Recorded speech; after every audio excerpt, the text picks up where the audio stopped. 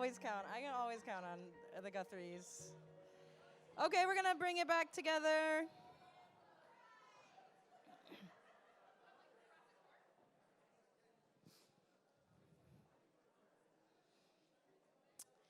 All right, how we feeling? How we doing? Good. In touch with our feelings? I don't know. Maybe. So like I said, we're going to be talking about goodness this morning, and I'm really excited because this is something I believe in, but I know it has some complications, and I would love to have a conversation with you all this morning about that. So we're going to read just the very end of Genesis 1. If you remember back in, someone's whoop for Genesis? I love it here. Back in January, not this one, the one before, we did, and we were going through the first 5 books of the Bible for the entire year, and we only made it to Exodus, which is hilarious. But we did a whole Genesis series, and there's a lot on there, and I would encourage you, if you're interested, to go look up. We're just going to kind of tack on the bottom. So God saw all that God had made, and it was very good. There was evening, there was morning, the 6th day. This is just the very end. But the whole Genesis 1 is all about creation. And right before this verse is when God creates humankind. And so the very first thing that we hear about humankind is that we are good. And we talked a lot about that when we were going in Genesis, because a lot of us got a story about humankind that we were bad. Right? We heard things like original sin. We heard things like we are just depraved and we are bad. But the reality is that the story starts in Genesis 1, and the story starts with original goodness. The story starts as humankind being good. And I fundamentally believe that humans are good, that humanity is good, that people are good. And that's just a truth that I live my life by. It's a truth that I find in these stories and the things that we read and in Scripture. And it's very true to me, but it's not always factual, right? And so this morning I want to talk a little bit about truth and facts. Right? Because sometimes something is true even though it's not factual, and here's what I mean by that, right? We find truth sometimes in stories and mythology and things that we know aren't factual, but they're the true things that we experience. Here's an example. Last winter, or maybe 2 winters ago, 3 winters ago, sometime between 2019 and now, a movie came out. It was a lesbian rom-com, and now you already know what I'm talking about because they literally gave us one. And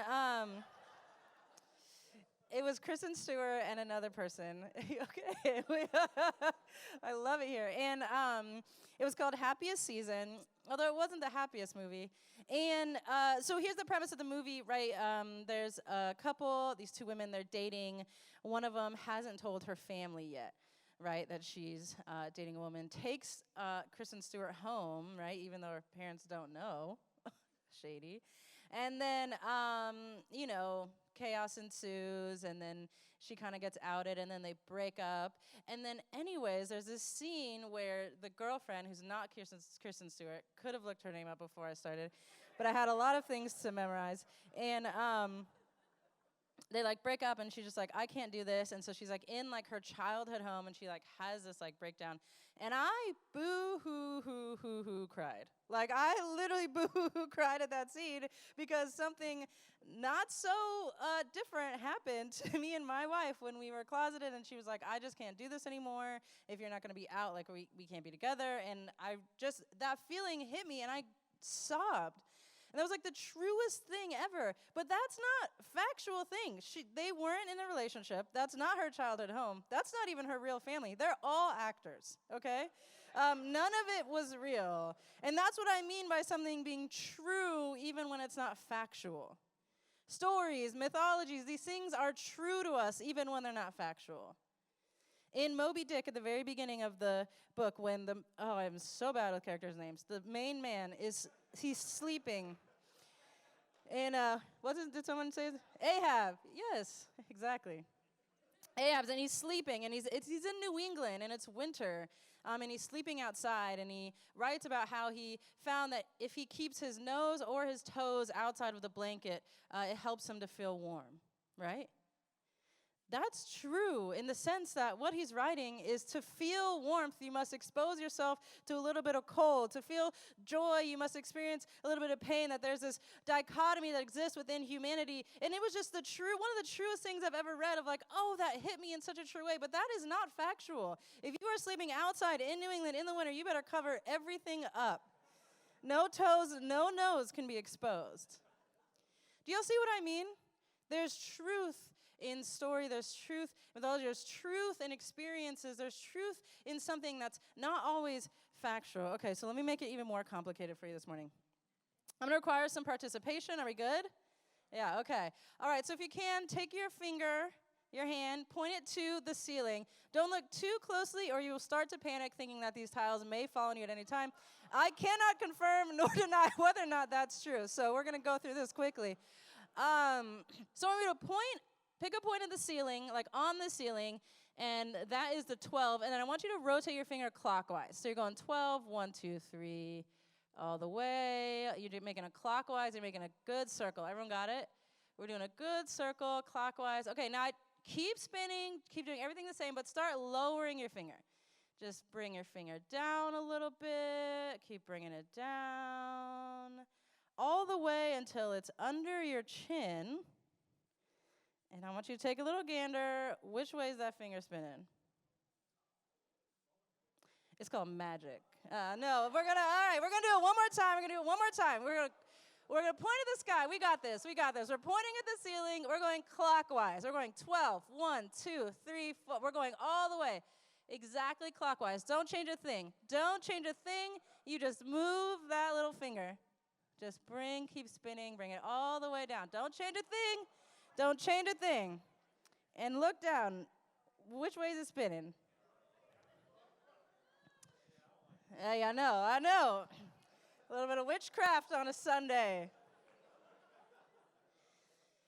The thing is, if I was to ask you, which one of those is right?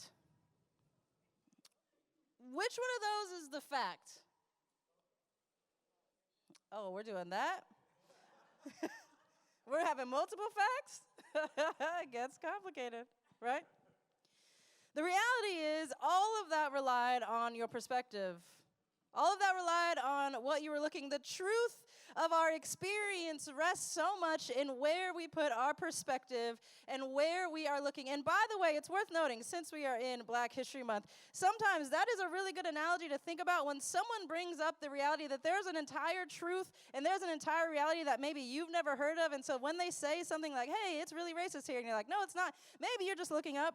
Right? And that's a reality. And when someone says like, hey, this is my experience as a trans person, you're like, no, it's not. Maybe you're just looking up, right? And so there is a world in where our entire reality and everything that we know to be true, we say, it's clockwise. It is clockwise. I know that for a fact. That is a factual thing. It's not.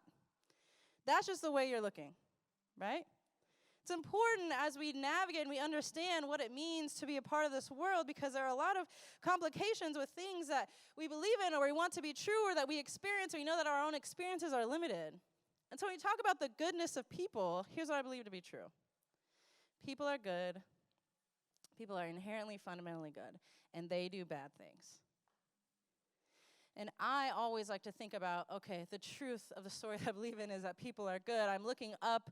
This is the perspective that I want to see the world, and people do really bad things. We don't use original sin here. We don't talk about original sin, but words like sin are still really important. Because listen, who knows a person who's done a bad thing? You don't have to raise your hand, but you know. Who is a person who's done a bad thing, right? And so, believing in the goodness of people does not dismiss and excuse people's bad behavior. Listen, the reason we're in Black History Month, the reason we have a Black History Month is because people have been acting up, okay? And that is a real thing that we need to address. But there's a way, even in experiencing people and their bad behavior, that we hold on to the truth. Even when the facts don't line up, we stay so committed to the truth of the reality of the story that we believe in, that people are good. And there are so many leaders in history that I personally admire, that I learn from, who somehow, even in the face of like undeniable bad behavior and really things going badly, said, I'm still committed to this idea that people are good. And that doesn't mean I excuse all the bad behavior. That means that changes the way that I fight against the bad behavior. That changes the way that I engage with the bad behavior. That changes the way that I experience people. There's a quote by Martin Luther King Jr. You all probably know it. It says, the arc of the moral universe is long, but it bends towards justice. Saying like, there's a lot of things going on here, but what I'm committed to is this perspective and this truth that people are good, that in the end we are working towards good, right? These are some of my favorite quotes by some of my favorite people. Fannie Lou Hamer, oh, if you do not know this woman, know this woman. She says, I feel sorry for anybody that could let hate wrap them up. Ain't no such thing as I can hate anybody and hope to see God's face. Bayard Rustin said, to be afraid is to behave as if the truth were not true. Audre Lorde said, the sharing of joy, whether physical, emotional, psychic, or intellectual, forms a bridge between the sharers, which can be the basis for understanding much of what is not shared between them, and lessens the threat of their difference. Never give up. Oh, this is my man. R.I.P. Never give up, never give in, never become hostile. Hate is too big a burden to bear. You have to be optimistic in order to continue to move forward. There's so much truth in the leaders that I have watched, that I have followed, that I have learned from, who have said, oh, what I'm not going to do is ignore people doing bad things. What I'm not going to do is ignore the sin in the world. What I'm going to do is I'm going to go straight for it because I believe in a better way. And our participation in believing that people are good doesn't mean that we roll over and we don't do anything and we don't address injustice. Our belief that people are good means our participation in an ancient tradition which says, I think that the best way forward to humanity is to bring out the goodness, is to use that two-way forward to justice and healing and wholeness and transformation in the world. It's one of the most ancient participations that we can be in is to believe that there is good in the world, to believe that there is good in people, to believe the truth even when the facts may not say the same thing. That's an incredibly hard thing to do. I remember there was a time in my spiritual journey, we'll call it, where I was like being really like, what's the word? Just getting a lot of questions about resurrection. I don't know why. I felt like there was like a season where everyone was like, I really need to know where you stand on resurrection. Which looking back is like kind of funny. But maybe you're in that place and it's okay. You can ask me how I stand about resurrection. I'm about to tell you actually. So, and I remember like low-key like losing sleep, being like, what do I think about resurrection? Is it literal? Is it metaphor? Did it really happen? Did it not happen? Is it a story we're supposed to participate in? Like really going through it and reading all of these things until finally realizing, for me personally, I don't care. And not that I don't care whether or not it happened, the facts of it aren't as important as the truth of it to me. The facts of whether or not 2,000 years ago Jesus literally or metaphorically died and rose again doesn't impact the truth that resurrection is literally the truest thing I know in my entire life. Resurrection is the truth. There has been joy after pain. There has been freedom after fear. I have woken up after every hard day that I thought maybe I wouldn't. I have experienced resurrection. It's the truest thing. I don't need to know whether or not it was factual. It's true, right?